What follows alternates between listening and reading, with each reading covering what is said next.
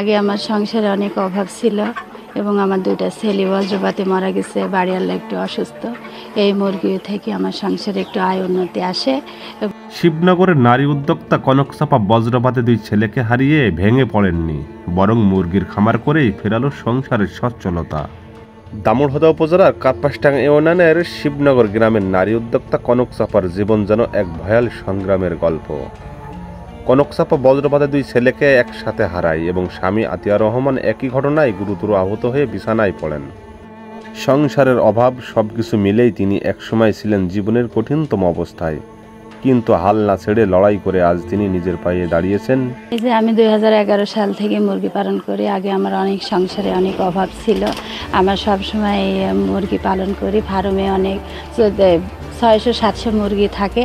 প্রতি মাসে মাসে আমি মুরগি বিক্রি করি এবং তার মাঝামাঝি রাজহাঁস, চিনি হাঁস, পাতি হাঁস, দেশি মুরগি, ডিম এগুলো আমি পালন করি, বিক্রি করি। এর আগে আমার সংসারে অনেক অভাব অনটন ছিল। মুরগি পালন করার পরে থেকে অভাব অনটন একটু কম আছে। আমি খুব বিপদের ভিতরে ছিলাম। আমার দুইটা ছেলে মারা গেছে।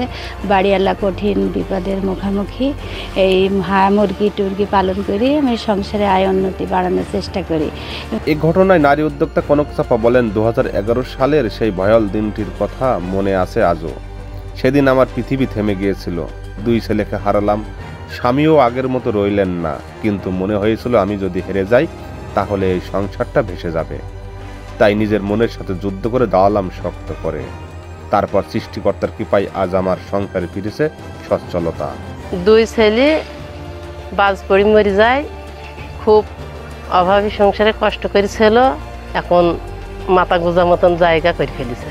প্রতিবেশীরা জানান, কনক চাপার স্বামী আতিয়া রহমান অসুস্থতার পর সংসারের দায়ভার পুরোপুরি কনক চাপার কাঁধে এসে পড়ে। শুরুটা হয় অল্প কয়টা মুরগি নিয়ে। নিজের আঙ্গিনায় বানান ছোট্ট একটি খামার ঘর। প্রতিদিন মুরগিগুলোর যত্ন নিতেন নিজের সন্তানের মতো করে। তবে আস্তে আস্তে মুরগির খামার পরিবর্তন হলো। সময় গড়াতে গড়াতে বাড়তে থাকে অভিজ্ঞতা ও আত্মবিশ্বাস। এখন তার খামারে সবসময় 500 থেকে 600 মুরগি থাকে। বিক্রিও হয় ভালো মতো। প্রতি মাসে গড়ে প্রায় 30,000 টাকার বেশি লাভ হয়। কনক চাপার স্বামী আতিয়া রহমান বলেন, স্বপ্নের সংসার আবারও দাঁড়িয়েছে আমার স্ত্রীর কারণে। একসময় যে সংসারে 3 বেলা খাবার জুটত না, আজ আমার বউয়ের চরম প্রচেষ্টায় হয়েছে পাকা ঘর ও হাসি মুখের একটি পরিবার। 2 সন্তানকে লেখাপড়াও করাতে পারছি স্বাচ্ছন্দ্যভাবে।